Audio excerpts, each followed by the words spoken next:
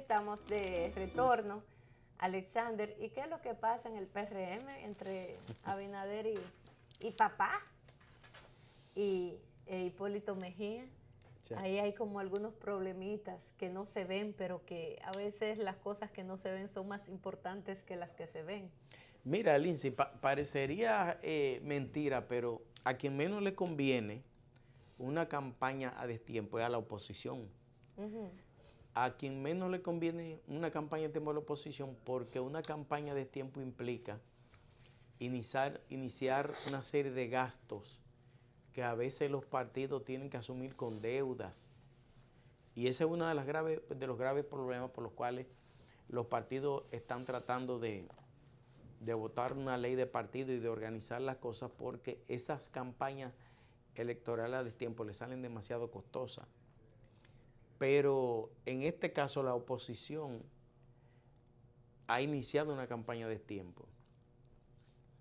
Y lógicamente ya en el PLD también eso de algún modo está arrancando, pero no así con tanta vehemencia, porque Hipólito ya tuvo en Asua y juramentó, y tuvo en Estados Unidos y juramentó. Luis Abinader está tratando de ser un poco más parco. Hipólito, que ese es su estilo, lo está haciendo de manera abierta, pero evidentemente ya hay un arranque prácticamente de esta campaña electoral, y estamos hablando de que todavía estamos a 3 años de las elecciones. Justamente 3 años. Exactamente. Pero en el caso del PRM, que solamente se ven algunas cosas, como dije, y que las que no se ven pueden ser más importantes que las que se ven. Lo que se ve es que también Luis Abinader hace mucho que empezó a hacer campaña. Luis Abinader empezó a hacer campaña justamente finalizado el proceso del año pasado electoral, de las elecciones, inmediatamente él de una vez se enganchó a hacer campaña.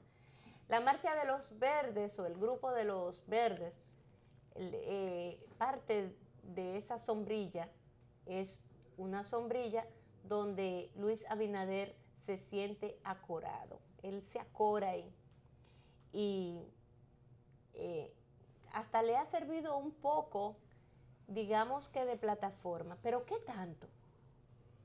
Eso no ha sido tan claro, porque ahí se ha fallado. En el Grupo de los Verdes hay de todo, es un grupo variopinto, y por lo tanto, nadie que se sienta dueño del Grupo de los Verdes. Y al principio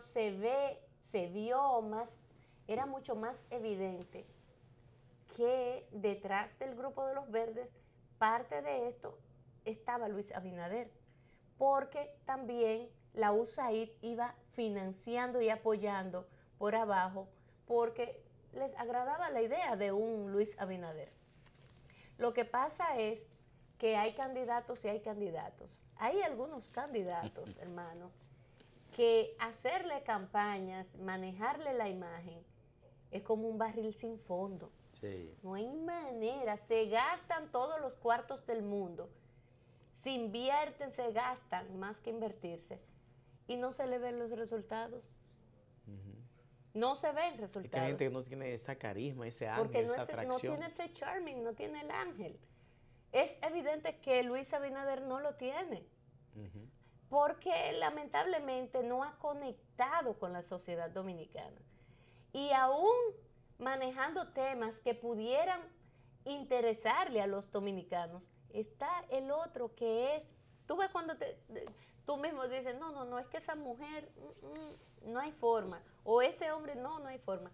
En el caso de Luis Abinader no hay manera de que la gente lo asimile como un líder. Sí. Porque no lo tiene el liderazgo. Para la inversión que le han hecho, él está todavía muy... Está todavía verde, está muy verde. Y puede que al final le pase como le pasan algunas frutas que quedan congeladas. ¿Cómo es que le dicen que al final nunca se maduran? Zarazo. Exacto, quedan zarazo así, porque ni se maduran ni son verdes. Y entonces se quedaron como en una etapa que se quedó ahí frisada, y ya esa fruta no como sirve. le pasó a Toy de Cans, que a Toy de Cans quizá es de los políticos que más tiempo le ha dedicado a este país en los últimos 50 años.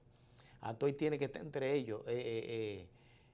Bueno, ya murió. Narciso Isaac Conde, Atuey, están entre los políticos que más tiempo le han dedicado en los últimos 50 años a la que lucha. le dedicaron en el caso de Atuey. Sí, exactamente, que le dedicaron. Sin embargo, ¿verdad? Sí que ya murió. Sin embargo, no llegaron a nada. No llegaron, en el caso de Atuey llegó a presidente de la Cámara de Diputados, pero Narciso Isaac Conde nunca llegó a nada, porque hay políticos que no... Que no prenden, que no, como dicen en buen dominicano, no prenden. Y hay otros que tienen ese ángel que solamente hacen abrir la boca y ya. Sí, porque Hipólito, hasta con la vez que Dios dice, no, es mangú que vamos a hacer, eso le copó todos los titulares y todas las cosas. Es mangú que vamos a hacer de desayuno. Y fue donde Jochi y dijo por esa boca y habló de la juventud como el hombre que más... el hombre que más conecta con la juventud. Nadie se lo creyó incluso. Después tuvo que aclarar que sí, que es verdad, que él lo dijo en serio, porque a veces a Hipólito no se sabe cuando está hablando en serio ni cuando no. él no se sabe cuando dice la cosa en serio y cuando no. Pero hay cosas que no tienen que llegar a concretarse para tú saber cuál va a ser la conclusión de esos hechos. Hipólito ya anunció que va en el 20. Pero eso es lo que no solamente eso, ya él está creando su plataforma. O sea, ya Hipólito arrancó. Sí. Hipólito va a ser candidato presidencial en el 20. O sea, eso usted no tiene que ser un experto para usted saberlo. A menos que ni Dios lo quiera, sufra cualquier enfermedad o lo que sea, pero es un hombre sumamente saludable.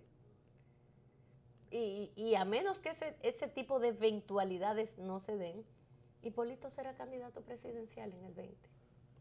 Yo vi que a Miguel Vargas le preguntaron que si existía la posibilidad de que Hipólito retornara al PRD. Bueno, esas cosas todavía no están, pero hay un rumor fuerte de que sí, Miguel y Hipólito también negociaron en ese sentido. Por lo menos han estado en eso. Y desde diciembre o antes de diciembre, ya ellos estaban muy bien de paños y manteles. Y Miguel dice, no, yo lo que hice fue que pospuse mi proyecto político, pero Miguel sabe que en las condiciones en que está el PRD, a pesar de que el PRD hizo una reunión de su alta dirección en estos días y decidió permanecer en el gobierno y mantener su apoyo al Partido de la Liberación Dominicana. Ellos no sé por qué no han dado a conocer eso, pero el PRD en una reunión que hizo en estos días ratificó su alianza con el gobierno y mantener el acuerdo político con el PLD. Pero él decía, yo lo que hice fue que propuse mi proyecto. Y pienso que eso que se dice de que Hipólito y Miguel tienen una especie de acuerdo, yo pienso que eso sea verdad. Porque la situación entre Hipólito y Luis Abinader están muy crispadas las relaciones, están muy malas. Bueno, y es lógico que estén malas. Muy malas están. Porque que los dos están aspirando a lo mismo. Y un partidito pequeño así, eso no va a ser posible. No, es que ni en un partido grande tampoco. Solamente es una presidencia que hay y es una candidatura presidencial la que se puede promover en cada partido político.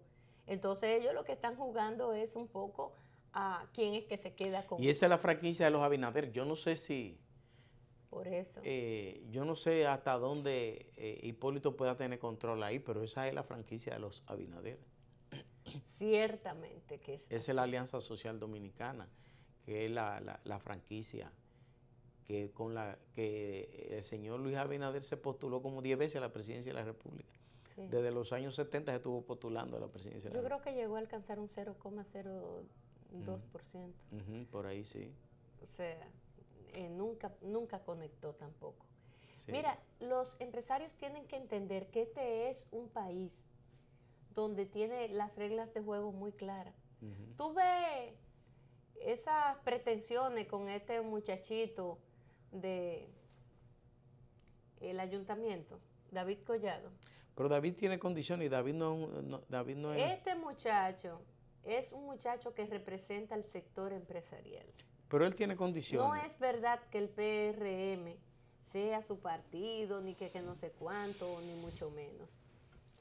Y aquí la gente, el común de las personas, cuando se trata de política, sabe muy bien identificar muy bien quiénes son los políticos. ¿Quiénes son los políticos? Y siempre se le ha otorgado ese poder a los políticos, porque cada cosa tiene que estar en su lugar. Cuando esto no ocurre, ocurren entonces hechos tan feos como los que están sucediendo en Venezuela. Sí. Eso es lo que sucede.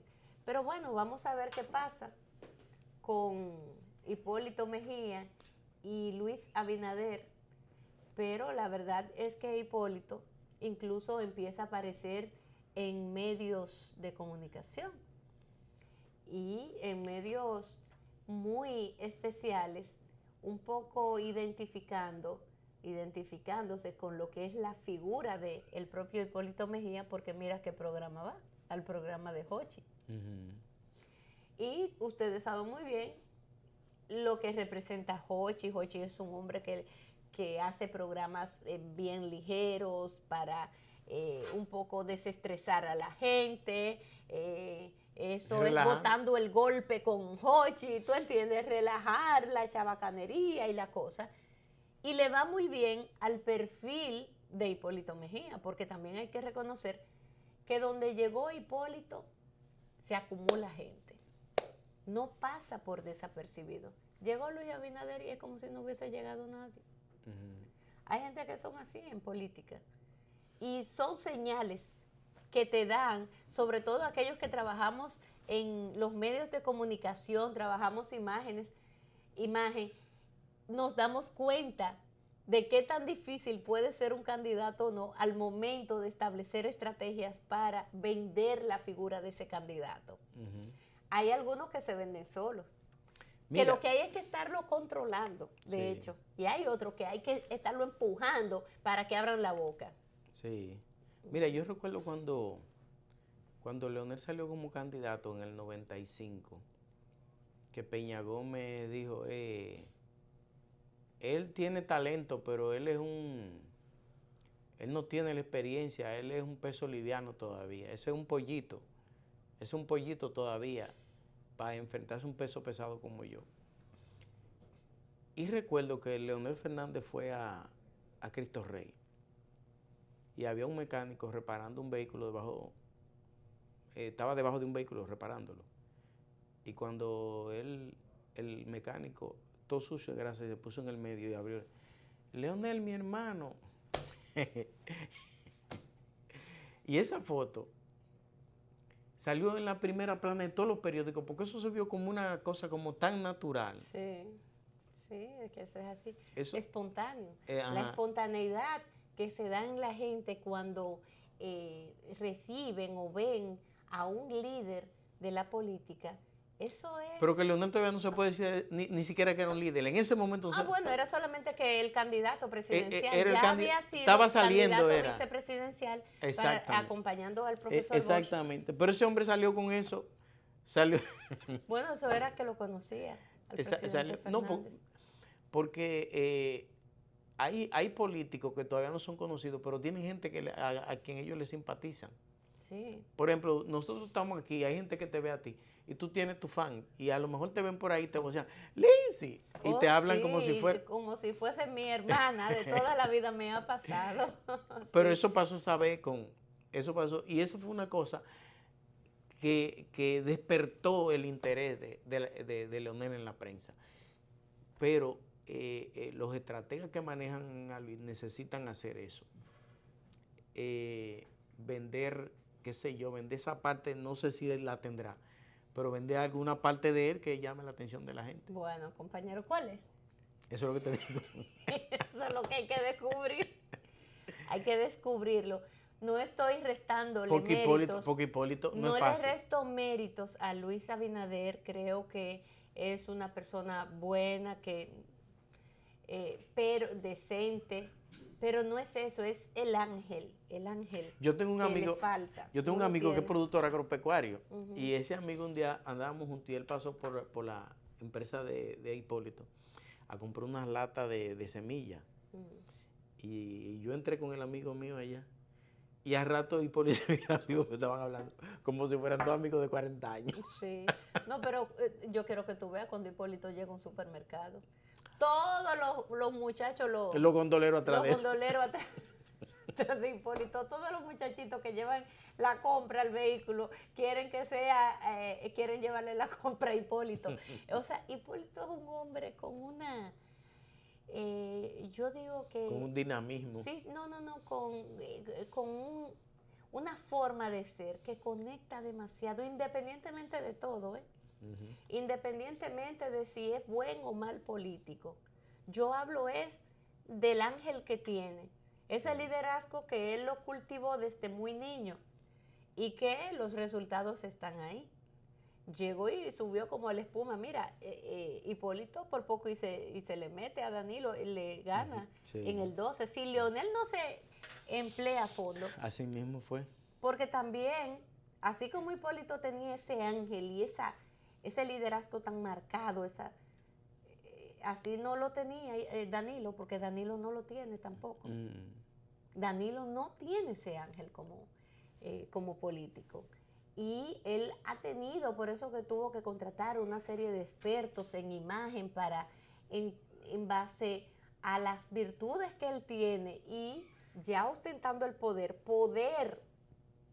vender una imagen de Danilo que pueda fortalecer su liderazgo. Y eso es así. A veces ven la práctica del manejo de la imagen como algo sencillo, pero no lo es.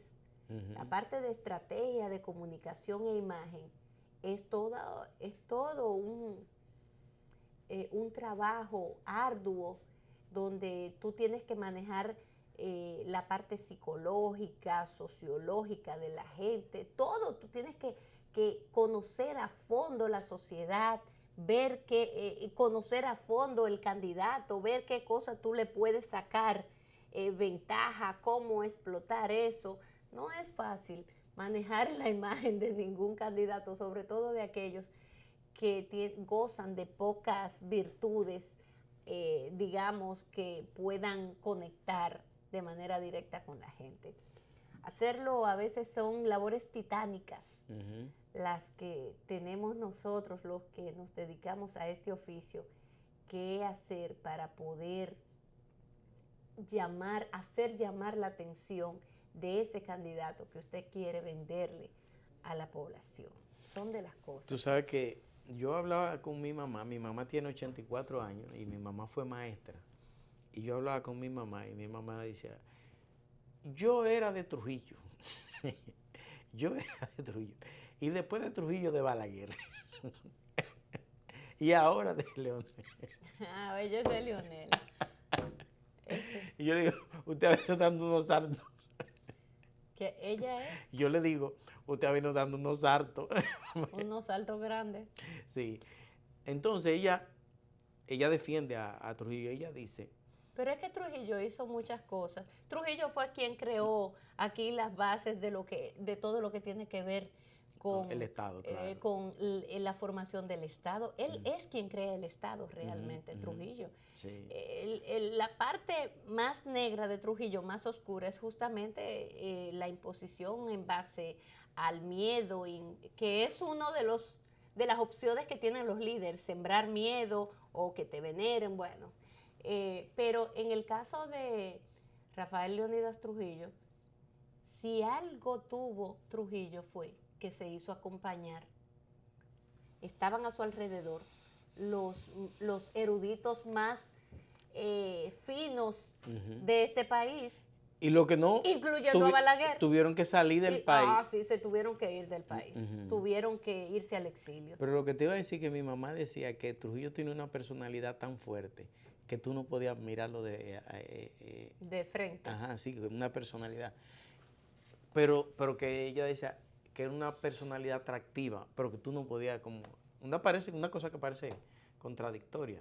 Él manejaba mucho lo que, bueno, y eso la mayoría de los militares lo hace, lo que es estar impecable. Es impresionismo. Sí, por eso le decían Chapita. A él le decían Chapita porque vivía con muchísimas insignias y muchísimas chapitas, las cosas estas que se ponen los militares, ¿cómo es que se le llama? Entonces, todas esas cosas él se las ponía, pero todo muy bien puesto. Muy bien puesto. Por eso tuvo en los libros Guinness, por eso, y por el asunto de las estatuas. Sí, entonces a Chapita no había quien, porque en cuanto a imagen se refiere, era impecable. Era impecable. Tú sabes que, por ejemplo, a Balaguer se le conocía y siempre se le identificaba por su sombrerito. Sí. Balaguer andaba con su sombrerito y su saquito, era un hombre muy formal. A veces se le pide a los candidatos que ahora, por ejemplo, los candidatos tienen que quitarse la chaqueta y la corbata y remangarse las camisas y entonces para parecerse más al pueblo. Son de las cosas. Un Pablo Iglesias en España, una de las cosas que le dio resultado fue esa, y todavía en el Congreso esa informalidad. Se le exige formalidad, se le exige cierta... Él va con la camisa remangada. Y él va ahí en camisa y va con su camisa y con los cabellos, con su cola y su cosa. Y son estilos que crean los políticos para venderse como únicos, esa diferenciación que hay que hacer, de modo tal que llamen la atención, sobre todo aquellos que no son conocidos, que tienen que trabajar esa parte y la tienen. Pero dime tú, ya un político conocido, la parte de la imagen queda, o sea, la imagen, me refiero física, de cómo viste esto, cómo no viste, ya es secundario.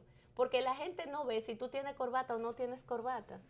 La gente lo que anda buscando ya es en ti, lo que tú dices, lo que tú profanas. O sea, ya esa partecita la dejan en un segundo plano. Pablo Iglesias se pasó incluso porque hasta besó un hombre, se besó con un hombre ahí en el hemiciclo. Ah, sí, él es así. Y para eso son formas de llamar la atención también. Claro, claro. Son formas de llamar la atención. Y no son casualidades. No. En política, nada de casual. No. En la política nada de casual. Nada es casual. Él sabe que hay un grupo de pájaros y un grupo de maricones que votan y que hacen cosas, y entonces ellos también tienen que ese análisis. Sí, ellos saben que también, entonces son cosas que ellos lo toman en consideración. Los Clinton han explotado mucho el mercado de los homosexuales y las lesbianas, ellos lo han explotado mucho. Por supuesto. Entonces, tú ves, por ejemplo, y Obama también. Obama se iba y tenía un grupo de expertos trabajando una serie de cosas, y tú ves que a veces un candidato, un político, no necesariamente porque crea un tema, pero sabe muy bien que esa comunidad es una comunidad, por ejemplo, donde adoran los animales, y él empieza a hablar de cuántos animales y protección a los animales y que qué sé yo qué de los animales, y conecta. ¿Por qué? Porque hay pueblecitos, como un pueblecito ahí que no recuerdo, que la mayoría de las personas ahí tenían una mascota, o tenían un gato, o tenían un perro, tenían una cuestión. Y entonces, ¿qué hicieron? Ah, sí, hay unas revistas, que esas revistas, por lo tanto, que eran de animales y cosas de esas, todo el mundo la tenía, todo el mundo la compraba. Ahí, bueno, ahí es que vamos a meter publicidad. Y diciendo que Obama dice tal cosa sobre el tema de los animales. Y así por el estilo, o sea, nada es casual y todo tiene que obedecer a todo un plan estratégico de comunicación que se pone en marcha al momento de vender la imagen de un candidato. Por eso también la gente, el común de la gente, a veces se confunde tanto.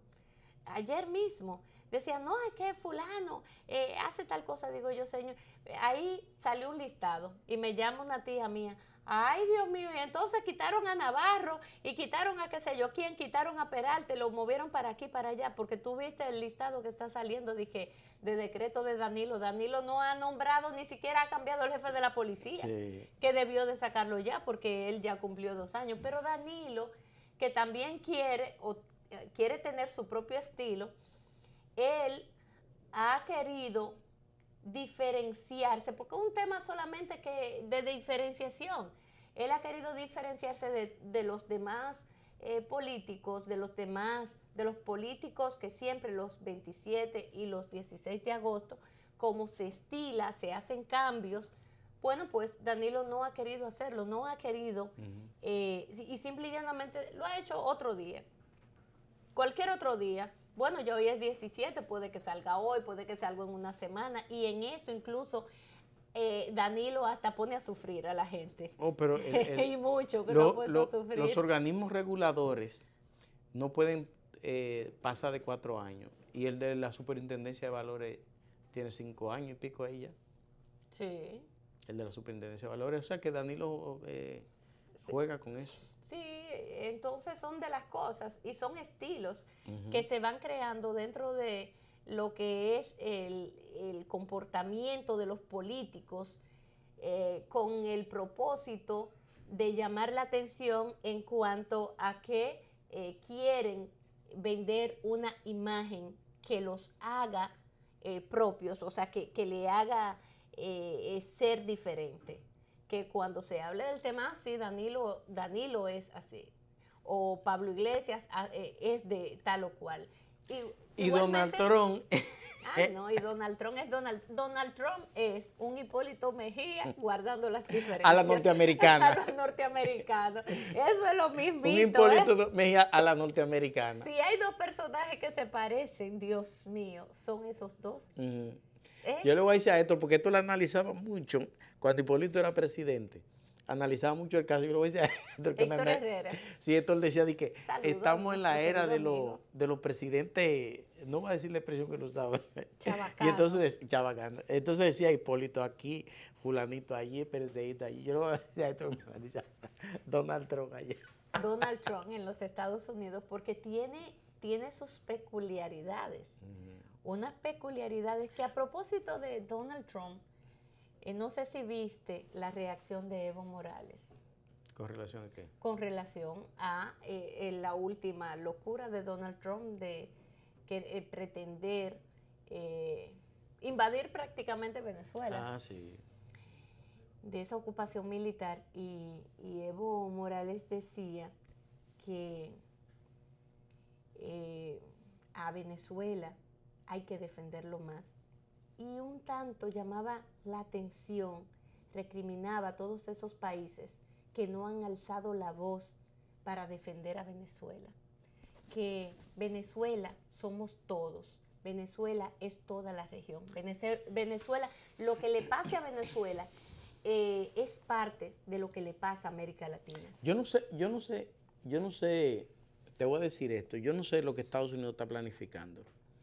Ahora, yo sé que se está planificando y van a hacer algo. Oye, ¿por qué? Esa gira del vicepresidente de los Estados Unidos, Mark Payne, que contrario a Donald Trump es un hombre que se ve que es pesado. Esa gira de él, si tú te pones a ver cuáles son los países que está visitando, los países que de algún modo tienen una interrelación con Venezuela. Chile, Argentina, Colombia y Guyana.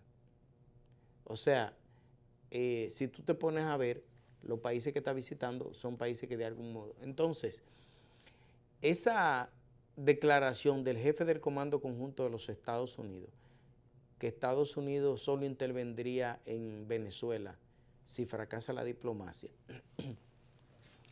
Y para ello la diplomacia fracasó, para ello, porque la comisión esta del presidente Zapatero, el expresidente Fernández y el presidente Martín Torrijos, esa comisión ha tenido mucho escollo para mantener la negociación y el diálogo entre las partes. Entonces, si tú te pones a ver, algo se está planificando, ¿qué? Yo no sé. Mira, el secretario general de la ONU, Antonio Guterres, él otra vez volvió a dar una declaración en ese sentido. Sí. Y Guterres dice, la única solución para Venezuela es el diálogo. Sí. No es que la comisión que encabeza Leonel Fernández, Torrijos y Zapatero ha fracasado. No. Yo no dije fracasado. No, yo bueno, que pero ellos lo han ven. encontrado escollos y todo eso. Lo que pasa es que la misma oposición venezolana se ha resistido al diálogo. A ellos no les interesa el diálogo. Y esa misma oposición, de hecho, no está de acuerdo con la intervención norteamericana, o sea, de la militarización, ni mucho menos. Porque ellos buscan un objetivo muy claro, la oposición. La oposición está cerrada a banda, que lo que quieren es que Maduro salga del poder. Ellos quieren violentar todo lo que son las normas y violentar la constitución de ese país. Y a eso es que se resiste la otra parte de venezolanos, porque hablan, porque hay una campaña terrible en contra de Venezuela y hay medios de comunicación dedicados a vender la imagen a todo el mundo de que en Venezuela todos los venezolanos están en contra del gobierno de Maduro. Si eso fuera así, Maduro no estuviera ahí. Ese es un pueblo que está partido por la mitad, mitad por mitad, dividido, donde hay una parte importante, el grueso de la población y de los pobres y la gente de clase media y todo, que entiende que Maduro hay que dejarlo gobernar. Que Maduro fue puesto ahí por los venezolanos, no fueron los chinos ni los americanos los que fueron a votar por Maduro, fueron los venezolanos. Entonces, cuando esa oposición que dice, sí, nosotros vamos a ir al diálogo, va y se sientan y llegan a acuerdos, de hecho, y cuando salen y la prensa le pregunta, dice, no, nosotros, eso es mentira, y desmienten entonces a la propia delegación que va en representación de UNASUR, y desmienten al gobierno y a todo, porque hay una gran hipocresía en todo esto. Pero es porque esa gente lo que andan es, quítate tú para ponerme yo. En busca de eso es que ellos andan. Hay que decir la cosa clara también, porque no, yo con esto no estoy diciendo que todo lo que ha hecho Maduro yo estoy de acuerdo, no estoy de acuerdo con muchas de las cosas que ha hecho Maduro. Ahora, ¿qué opción le han dejado a Maduro? Maduro ha estado gobernando crisis tras crisis, a él no lo han dejado gobernar, de hecho. Pero entonces es muy difícil la situación venezolana, por eso es que hay que dejar a los venezolanos que la resuelvan ellos, porque ese es un tema de los venezolanos. Yo creo que Venezuela necesita, yo creo más que la solución de la crisis de Venezuela está en esa comisión de diálogo de UNASUR, que encabeza Zapatero, el presidente Leónel Fernández y Martín Torrijos. Yo creo que la solución más, ahí lo que se necesita es que las dos partes entiendan que ese país no puede seguir en ese sufrimiento. Y pienso que la solución a ese drama está en esa comisión de UNASUR. Esa comisión puede llevar, ahora.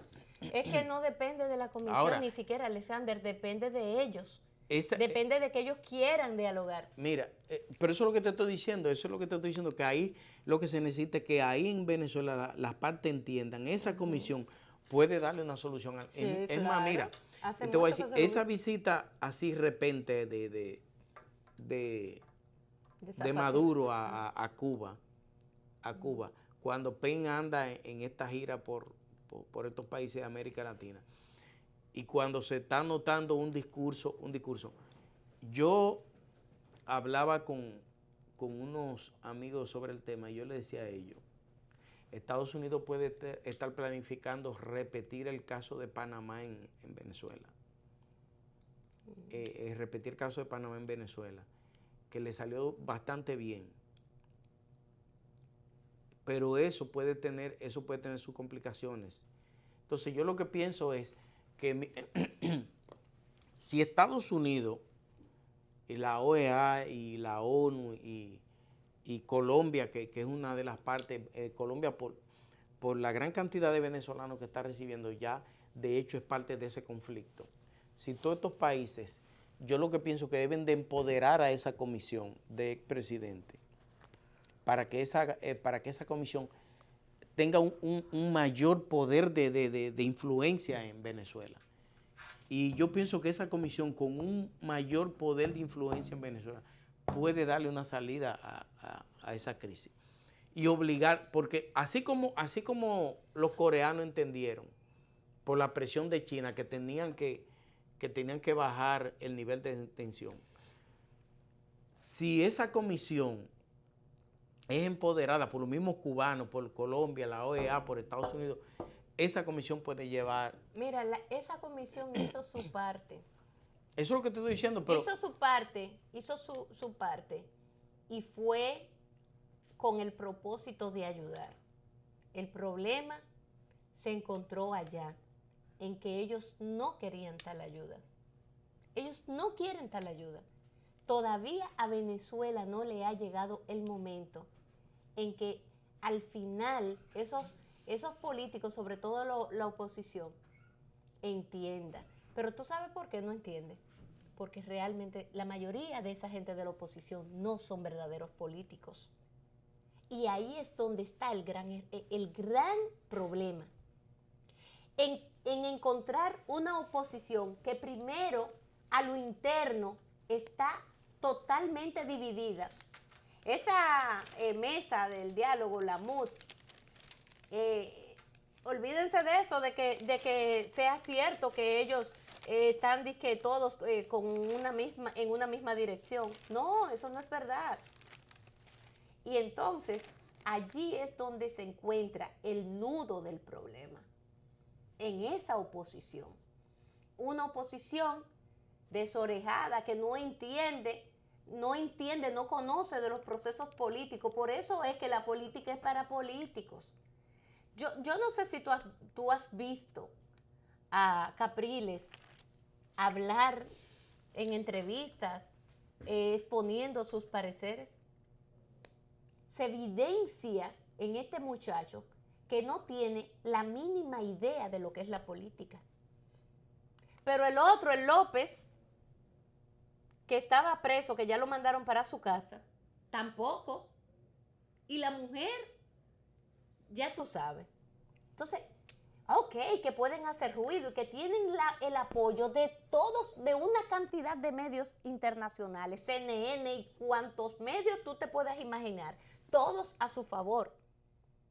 Y por eso es que ellos tienen mayor imagen, pero fuerza no la tienen.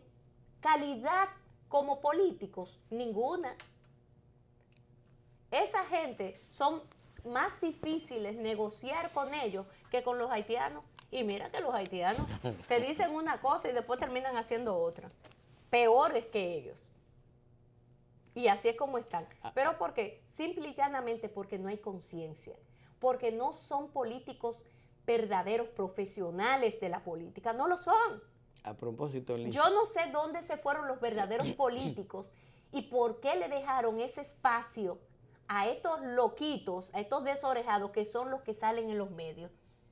Y los otros, los verdaderos políticos de la oposición, andan por ahí agachapados. Yo no sé dónde están. En Venezuela, ese es el gran meollo del asunto, el gran problema. Ahí no vale que lleguen comisiones para dialogar, ni mucho menos, porque se dialoga cuando la otra parte está en condiciones y en disposición de escucharte y de hablar y de ponerse de acuerdo, de llegar a un punto de equilibrio. Cuando eso no sucede, no se puede hablar de diálogo. Háblame de cualquier otra cosa, pero diálogo no es. Mira, antes de irnos, que te iba a decir, el pasado martes, en la tarde, las autoridades dieron a conocer decenas de carnets de haitianos, de esto del plan de regularización. Eso fracasó. Una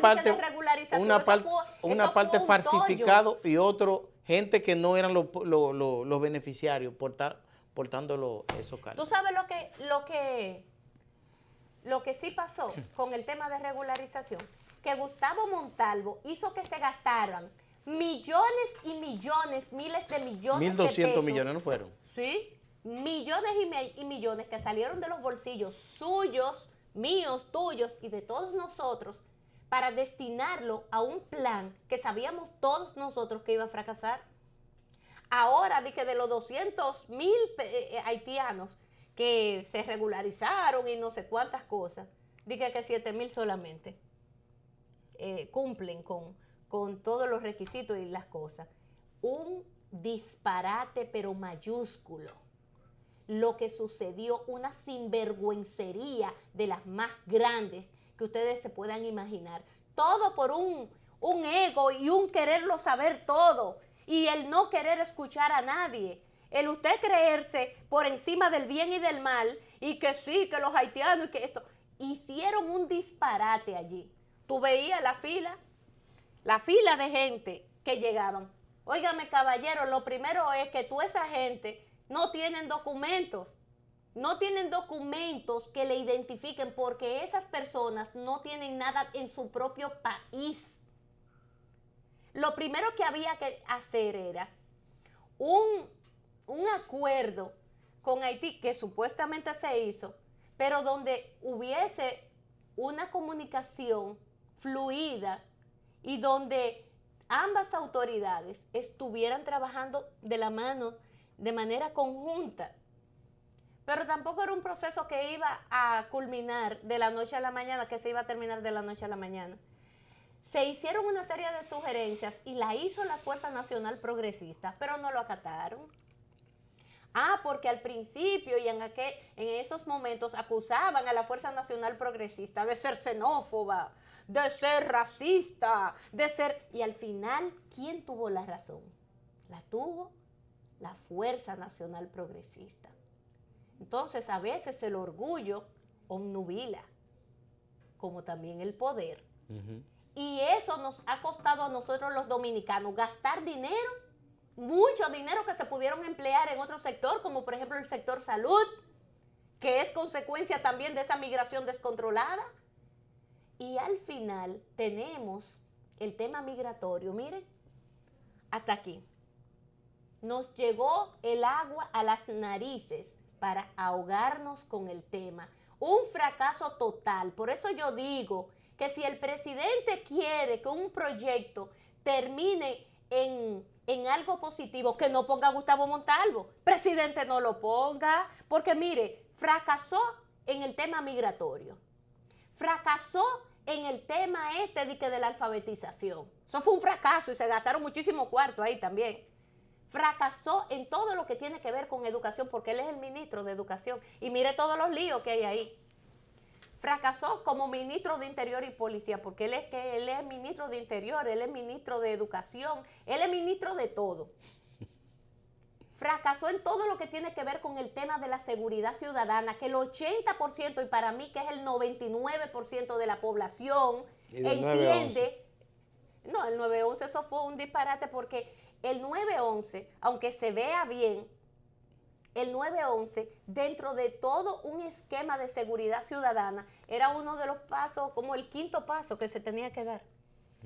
Se metieron ahí todos los cuartos habidos y por haber. Miles de millones de pesos solamente que para ese 911. Y con ese programa, con ese plan, ¿nos sentimos más seguros? Claro que no. Porque ese plan lo que hace es ir a recoger los muertos que son consecuencias de la delincuencia. Claro que sí. Bueno, Alexander, así hemos terminado por el día de hoy. Hoy es jueves. Salúdame a tu amiga Juana. Juana Sánchez era nuestra invitada de hoy, la directora de Comunidad Digna. Y no sé qué fue lo que pasó con Juana Sánchez, porque Juana quería venir al programa. Y no sé qué pasó. De todos modos, un abrazo para Juana Sánchez. Feliz día, señores. Hasta mañana.